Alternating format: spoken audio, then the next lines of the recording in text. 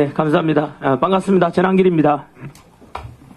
자, 네, 오늘은 2025년 3월 31일이고 여기는 국회의원 회관입니다. 오늘은 나경원 국회의원님과 그리고 한국NGO연합에서 주최하는 헌법재판소의 탄핵 재판 전 긴급 토론회 부제가 윤 대통령 탄핵 기각이 자유민주주의 헌법의 정도이다, 이런 주제로 열리는 토론회에 참여하게 되었습니다. 현재 다들 아시다시피 대한민국은 자유민주주의에 심각한 지금 위기에 처해 있습니다. 지난 비상계엄 이후로 탄핵 정국이 지금 120일 가까이 우리 벌써 1사분기를 넘긴 이 기간에 아직도 이러지도 못하고 저리도 못하고 있는 상황입니다. 미국의 트럼프 대통령께서 이미 새로운 정부가 출범했음에도 불구하고 우리나라 가장 한미동맹이 너무나 우리 이런 한미동맹에 철저하고 또 우방이라 볼 수 있는 대한민국 대통령께서는 현재 정상회담도 못하고 있고 직무 정지되어 있는 상태입니다.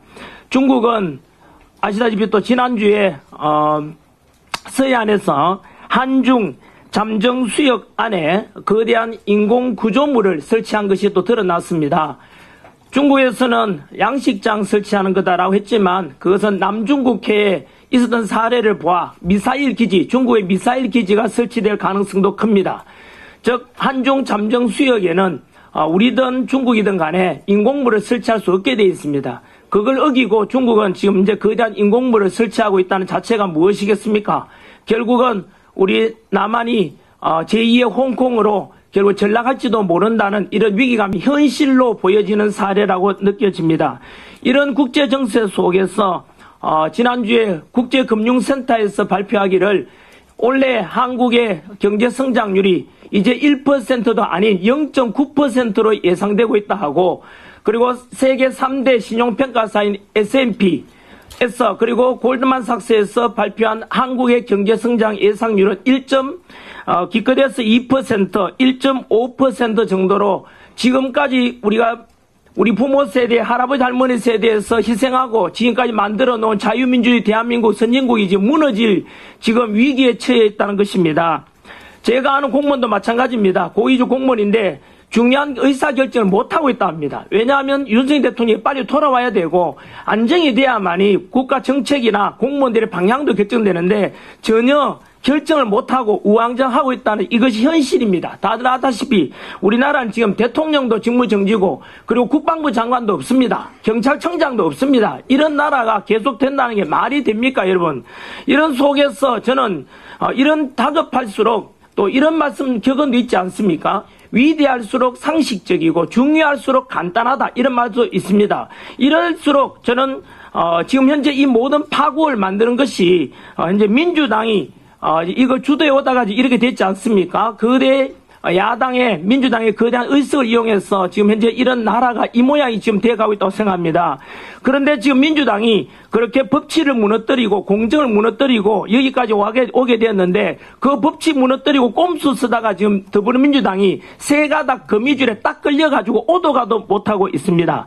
첫 번째 거미줄이 뭐냐 하면은 바로 민주당 주도로 내란 수사권도 없는 공수처에서 수사를 하게 하고 서부지법에서 또 불법적인 영장 체포압 그리고 구속영장 발부되면서 결국은 윤석열 대통령께서 불법적으로 구치소에 갇혀 계시다가 문제는 그것이 공수처와 그래서 서부지법 모든 이 영장 자체 불법적인 것이 서울중앙지법의 지기현 판사에서 결국은 법에 의해서 결국은 명령이 내려졌지요. 바로 우리 공수처의 수사도 역시 불법이었고 내란에 관한 것도 불분명하다고 말씀하셨고 그 결과 52일 만에 윤석열 대통령을 석방하라는 명령이 내려졌지 않습니까? 이게 첫 번째 바로 거미줄에 걸린 겁니다. 법에 따라서 민주당에서는 지금 그 서울중앙지법의 지기현 판사한테는 그 대통령 석방 명령 내려졌지만 단 한마디도 반박을 못했습니다. 왜냐하면 법치를 따라서 그 명령을 내리기 때문입니다. 그래서 지금 윤석열 대통령이 석방된 것 바로 법에 따라서 그랬다는 것이고요. 그래서 서울중앙지법에 의해서 첫 번째 거미줄을 걸려버렸고 두 번째 거미줄은 비상계엄은 내란이라고 했지만 국민들이 알아버렸습니다. 계몽령이라는 것을요. 즉 29번의 민주당 주도의 탄핵 그래 행정부 마비, 그래서 이 사실들을 국민이 알아버리기 때문에 현재 국민들은 윤석열 대통령이나 지지율이 실질적으로 60% 이상이 됩니다. 이런 윤석열 대통령 지지 60% 이상을 감히 어떻게 하겠습니까? 결국은 국민들이 알아버렸다는 이 두 번째 거미줄에 걸린 겁니다. 세 번째 거미줄이 바로 이재명 민주당 대표의 사법 리스크를 줄이기 위해서 다들 아시다시피 헌법재판소의 재판 심리 과정을 너무 서둘렀지 않습니까? 너무 서두르면서 윤석열 대통령에 대한 어떤 반론권도 제대로 주지 않고 그렇게 서둘렀던 결과 문제가 심각하게 문제가 발생했지 않습니까? 헌법재판소 재판 심리 과정에서 무려 10가지가 넘는 위법사항이 발생해버린 겁니다. 대표적인 사례가 국회에서 분명히 대통령 탄핵 가결할 때는 내란죄가 가장 주된 내용이었는데 내란죄를 빼버리고 그 외에도 바로 10가지 위법사항이 발생하니까 헌법재판관들도 이러지도 저리도 못하는 상황이 됐지요.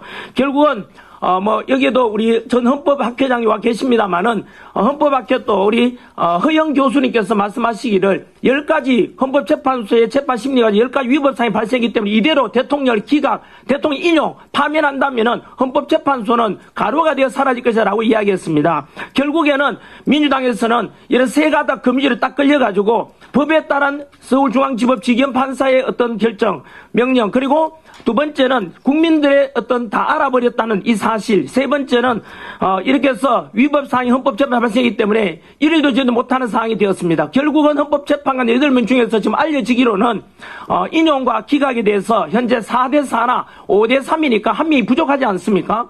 인용하려니까 한 명이 부족하니까 결국은 다 알다시피 마은혁 후보까지도 빨리 임명하라라고 지금 하고 있는데 결국은 마은혁 임명 지금 힘드니까 결국 마흔 임명하지 않는다면 얼마 전에 직무 복귀된 한덕수 국무총리 또 탄핵시켰다 그러고 최상목 또 역시 탄핵시켰다 그러고 또 지난주에는 민주당 초선 의원들이 우리 국무위원 장관들을 전부 다 뭘 탄핵시켰다고 합니다. 이것은 무엇을 말합니까 여러분?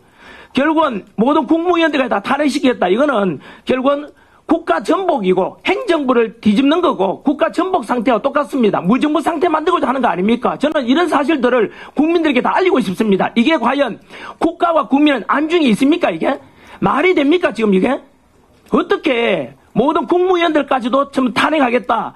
이런 거는 국가 전복이라고 이것이 곧 내란 아니겠습니까? 이런 속에서 저는 한 번 더 그 헌법재판관분들께 부탁 또는 국민의 명령으로서 말씀드리고 싶습니다. 한 번 더 이렇게 복잡하고 얽혀 있을수록 아까 말씀드린 대로 위대할수록 상식적이고 중요할수록 간단하다는 말 그대로 상식선에서 언론 선고해 주길 바랍니다. 다시 말씀드리면은 지난 헌법재판관 8분께서 그동안 서둘렀지 않습니까? 그래서 서둘러서 빨리 윤석열 대통령 파면시키겠다고 그렇게 서둘렀다가 결국은 2월 26일 날 윤석열 대통령의 최후 변론도 끝났습니다. 아까 옆자리에 지금 판사 출신의 우리 나경원 의원님 그리고 김기현 의원도 다 계셨습니다만은 분명히 말씀하셨지 않습니까? 이미 탄핵에 대한 마지막 변론도 2월 26일에 끝났으니까 오늘이 3월 31일이니까 한 달이 넘었습니다. 평일에 할 것도 없지 않습니까? 그런데 왜 머뭇머뭇거립니까? 왜 선고를 하지 않습니까? 이것은 직무유기라 그랬지 않습니까? 아까 우리 김기현 의원님께서 말씀하시기를 경찰이 도둑놈을 잡으러 왔는데 그 강도를 잡으러 왔는데 뻔히 보고 쳐다보면 되겠습니까? 직무유기 아닙니까? 강도를 봤으면 빨리 잡아가든지 빨리 경찰이 조치를 취하는 것이 마땅한 사명 아니겠습니까? 헌법재판관님 8분 마찬가지로 한 번 더 말씀드리지만은 문영배, 이미선, 정정미, 정계선 그리고 김영두, 정영식 그리고 김복형, 조한창 우리 이런 헌법재판관 8분께서는 왜 망설이십니까? 8일이면은 충분히 지난번 박근혜 정부 때도 그랬듯이 탄핵 시킬 때도 그랬듯이 충분히 8명이면은 인용하든 기각하든 결정할 수 있지 않습니까? 왜 머뭇머뭇거립니까?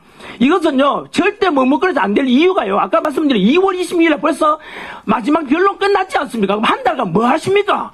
평일에 할 것도 없지 않습니까? 왜 기다립니까? 40여명 왜 기다립니까? 그게 말이 됩니까? 국민들은 다 보고 있습니다. 아까 말씀드린 대로 현재 우리나라가 지금 어느 상황에 처했는지 아십니까? 저는 분명히 국민들 함께 말씀드리고 싶습니다. 우리 국민들이 바라는 말은 헌법재판관들에게 많은 걸 바라지 않습니다.